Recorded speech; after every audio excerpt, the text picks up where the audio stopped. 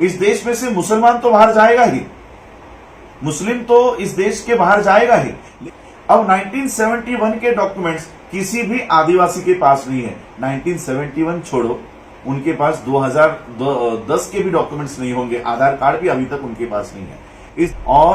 अमित शाह ने एक स्टेटमेंट किया है कि हम 100 करोड़ लोगों को, इस देश में 100 करोड़ लोग घुसपैठिए हैं और उन लोगों को इस देश से बाहर निकालने वाले हैं। अब इस देश की लोक संख्या ही 132 करोड़ है, तो 100 करोड़ अगर बाहर चले गए तो इस देश में रहेगा सिर्फ ब्राह्मण, बनिया और क्षत्रिय।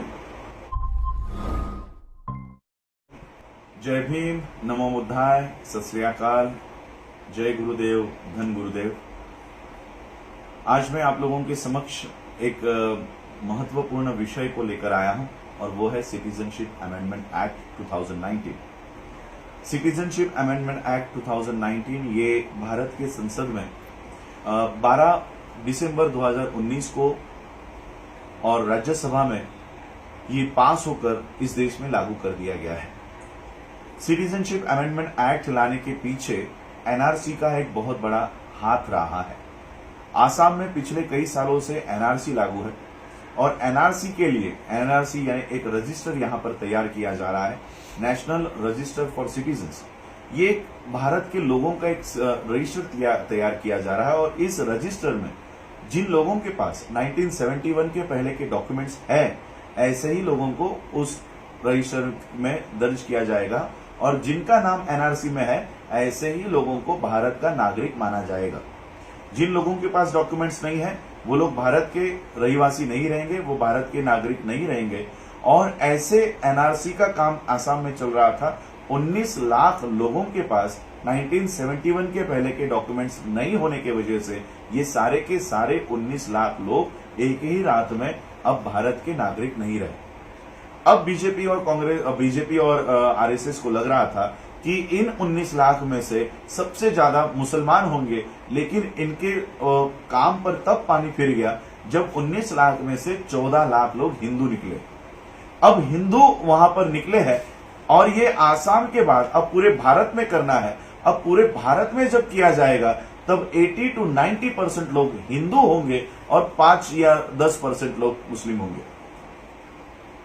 इसलिए इन्होंने सिटीजनशिप एक्ट जो 1955 में बना था, 1955 में बना हुआ ये एक्ट कहता है इलीगल माइग्रेंट्स को हम लोग देश से बाहर निकालेंगे। लेकिन अब इसमें अमेंडमेंट करते हुए इन्होंने कहा कि अमेंडमेंट करते हुए सेक्शन 2 में अमेंड करते हुए उसमें मुस्लिम को छोड़कर हिंदू, बौद्ध, सिख और इस तरह के रिलीजन्स को इस एक्ट में डाला गया है, जो आर्टिकल 14 का वायोलेशन होता है। आर्टिकल 14 कहता है कि इक्वलिटी बिफोर लॉ होगा, कानून के सामने सब बराबर होंगे, किसी की जात, किसी का धर्म नहीं देखा जाएगा। लेकिन इस तरह से कानून को, संविधान को हटाते हुए इस तरह का कानून इस देश में बनाया गया है। इस देश में से मुसलमान तो बाहर जाएगा ही, मुस्लिम तो इस देश के बाहर जाएगा ही। लेकिन सबसे बड़ी खतरनाक घटना इस देश के एससी के लिए, आदिवासी जिसको हम एसटी कहते हैं, एनटी कहते हैं, वीजे कहते हैं, डीटी कहते हैं, मोस्ट बैकवर्ड क्लास कहते हैं, इन लोगों के लिए, ओबीसी के लिए, जो खुद को हिंदू कहते हैं, ऐसे लोगों के लिए सबसे बड़ी प्रॉब्लम है, क्योंकि इनके पास 1971 के पहले के डॉक्यूमेंट्स है ही नहीं। इस देश में आपकी नागरिकता सिद्ध करने के लिए Aadhaar card, PAN card, voter list, election ID या रेशन का पासपोर्ट, ये सारा इनवैलिड है। ये नागरिकता सिद्ध करने के लिए इस्तेमाल में नहीं लाया जाएगा। इस तरह से भारत का कानून मंत्री, होम मिनिस्टर अमित शाह, इन्होंने बयान दिया है।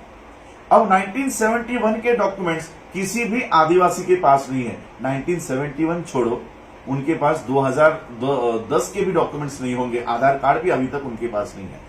इस देश के एसटी के पास डॉक्यूमेंट्स नहीं, एससी के पास डॉक्यूमेंट्स नहीं। कितने सारे राज्यों में 2005 में फ्लड आया था, उनके पास 1971 के डॉक्यूमेंट्स कहां होंगे। गुजरात में दंगे हुए 2002 में, सभी लोगों के घर जल गए थे, किसके डॉक्यूमेंट्स बचे होंगे। तो इस देश में SC, ST, OBC, minority, converted minorities, इन लोगों के पास 1971 के कोई डॉक्यूमेंट्स नहीं होंगे। और अमित शाह ने एक स्टेटमेंट किया है कि हम 100 करोड़ लोगों को, इस देश में 100 करोड़ लोग घुसपैठिए हैं और उन लोगों को इस देश से बाहर निकालने वाले हैं। अब इस देश की लोक संख्या ही 132 करोड़ है, तो 100 करोड़ अगर बाहर चले गए तो इस देश में रहेगा सिर्फ ब्राह्मण, बनिया और क्षत्रिय। इस तरह से ये लोग इस देश के लोगों को इस देश में फिर से एक बार मनुस्मृति लागू करने का काम कर रहे हैं। ये 2019 में बना हुआ कानून, इसकी जड़ें 1925 में है। 1925 में जब आरएसएस की स्थापना हुई है तब उन्होंने ये घोषणा की थी कि 100 साल के पहले ही हम इस देश में मनुस्मृति को या हिंदू राष्ट्र बनाने का काम करेंगे, और उसी के ऊपर ये काम कर रहे हैं। आने वाले समय में इस देश में SC, ST, OBC के पास अगर डॉक्यूमेंट नहीं है तो उनको देश छोड़ के जाने की जरूरत नहीं है, लेकिन उनको इस देश में कोई भी अधिकार नहीं मिलेगा। वोटिंग राइट्स नहीं मिलेंगे, एजुकेशन राइट्स नहीं मिलेंगे, आप लोगों को हेल्थ के सिस्टम में कोई राइट्स नहीं मिलेंगे, आप लोगों को नौकरियां नहीं मिलेगी, कोई बिजनेस करने का अधिकार नहीं होगा, जमीन खरीदने का अधिकार नहीं होगा। इस तरह से कानून इस देश में लागू होगा। NRC, NPR ये कोई अलग अलग कानून नहीं है, एक ही कानून के अलग अलग नाम दिए हैं। NRC के लिए बहुत बड़े पैमाने पर देश में आज विरोध हो रहा है, तब NRC को पीछे रखते हुए ये NPR लेकर आ रहे हैं। लेकिन NPR जो 2010 में था वो और आज का NPR ये बहुत चेंज है। NPR में कुछ और ऐसी बातें इन लोगों ने डाल दी है जो आज हम लोगों की नागरिकता सिद्ध करने के लिए बहुत बड़े पैमाने पर अड़चन आने वाली है। इसलिए मैं आज आप लोगों के समक्ष इसलिए आया हूं कि भारत में फिर से एक बार मनुस्मृति के कानून को लागू करने की तैयारी शुरू हो चुकी है, और हमारी आवाज भारत में कोई सुनने को तैयार नहीं।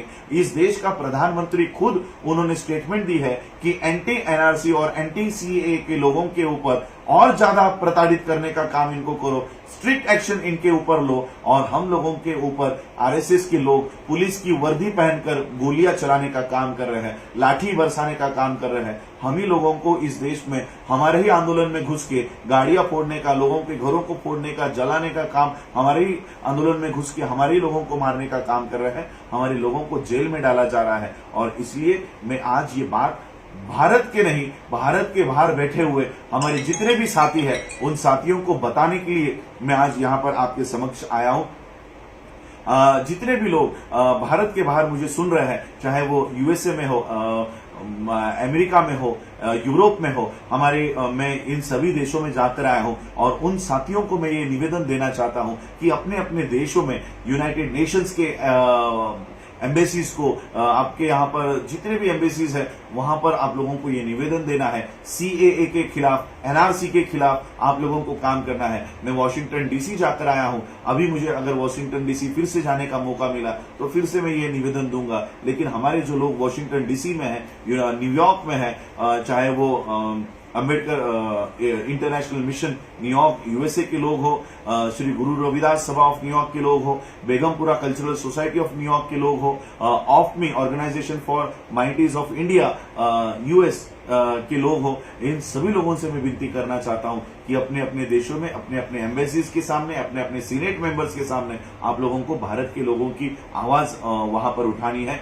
यूरोप के लोगों को कास्ट वॉच UK है, सॉलिडेरिटी ग्रुप है, अम्बेडकर इंटरनेशनल मिशन UK है, इन लोगों से मैं विनती करना चाहता हूं कि ब्रिटिश पार्लियामेंट हो, यूरोपियन यूनियन हो, वहां पर आप लोगों को हमारी आवाज उठा के हमारे मेमोरेंडम आप लोगों को वहां पर देनी है। इंटरनेशनल ह्यूमन राइट्स कमीशन के ऑफिस में मैं खुद फरवरी और मार्च महीने में वहां पर जाने की कोशिश कर रहा हूं, वहां पर मैं जाने वाला हूं और यहाँ की सारी बातों को वहां बताने का काम कर रहा हूं। तो मैं आप लोगों से विनती करना चाहता हूं कि भारत में फिर से एक बार मनुस्मृति का राज लाने का काम शुरू हो चुका है, संविधान को हटाने की पूरी की पूरी कोशिश शुरू हो चुकी है। तो आप लोग हमारी आवाज भारत के बाद जितनी बड़ी पैमाने से उठा सकते हो आप लोग उठाइए। इतनी ही दरखास्त करने के लिए आज मैं आप लोगों के समक्ष आया हूं। आप लोग हमारी आवाज बनोगे, हमारे ऊपर होने वाले अन्याय और अत्याचार के खिलाफ आप लोग अपने अपने देशों से हमारे लिए सुरक्षा कवच निर्माण करोगे, यही आशा और अपेक्षा मैं आप लोगों के सामने करता हूं